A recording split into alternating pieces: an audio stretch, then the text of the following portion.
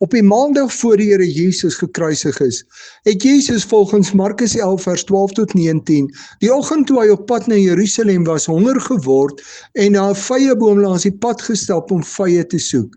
Die boom was vol blare, maar daar was geen vrugte nie.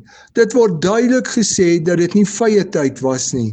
Die Here vervloek dan die vyeboom en sê dat niemand weer van hom vye sal eet nie. Waarom vervloek die Here die vyeboom? Was Jesus nie baie onredelik nie? In Esegiel 47 vers 12 hoor ons van die stroom uit die heiligdom waar die bome se vrugte nie opraak nie. God se wil is 'n oorvloed vrugte en kos vir sy kinders. Die Here Jesus kom in opstand dat die sondeval gemaak het, dat dit nie so is nie. Daarom vervloek hy die vyeboom sodat dit dadelik verdroog. Daarna gaan hy na die tempel, die plek wat bedoel is as die plek waar God aanbid moet word.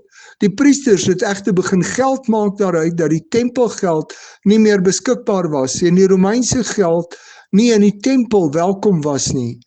Die mense moes elke jaar 'n bydrae van 2 dae se loon aan die tempel kom maak en hulle moes die geld by die wisselaars teen 'n groot fooi omruil. Hulle moes ook al offerdiere daar koop want die diere wat hulle van hulle huise afbring is deur die tempelpolisie afgekeur.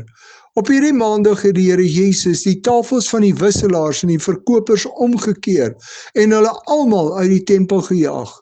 Daarna begin hy die mense leer dat die plek van aanbidding 'n plek van gebed moet wees.